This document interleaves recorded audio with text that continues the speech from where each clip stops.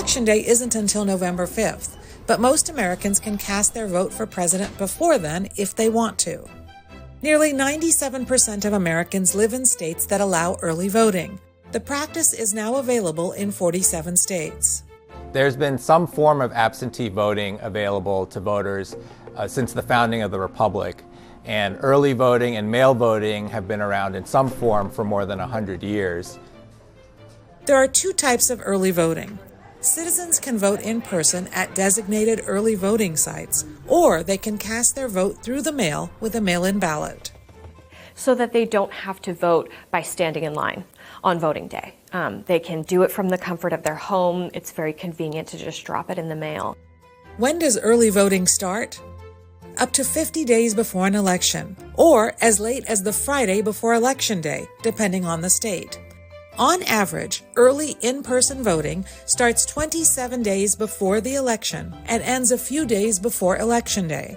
The early voting period lasts anywhere from 3 to 46 days, again, depending on the state. The average is 20 days.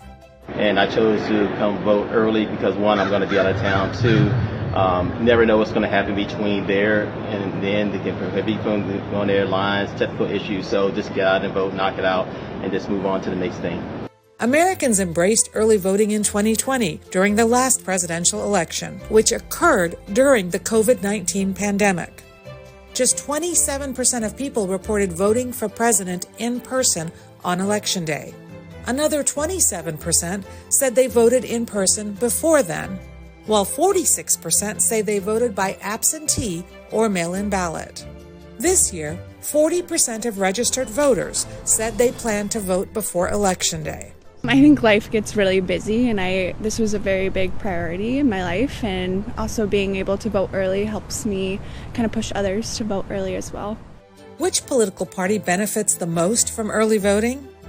In 2020, 62% of people who voted for Republican Donald Trump voted before Election Day, while 82% of Democrat Joe Biden supporters voted early.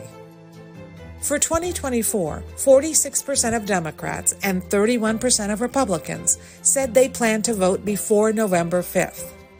But even if the voting starts early, that doesn't mean the counting does. In some states, like the battleground state of Wisconsin, the early ballots cannot be counted until in-person voting starts on Election Day.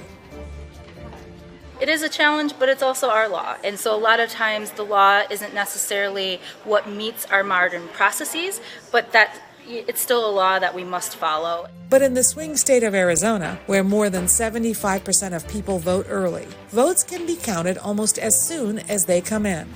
I think over 75% of Arizona voters choose to vote that way. Actually, about 3 weeks of early voting in our state, and we can start counting those early ballots right after early voting, right? So early voting starts, they can start counting them. There are 7 battleground states that could ultimately determine the winner of the 2024 presidential race. Only 2 of those swing states, Arizona and Nevada, can start counting the early votes before Election Day. Those first results we release after 8 o'clock, that's all the early ballots that they've really had sent in.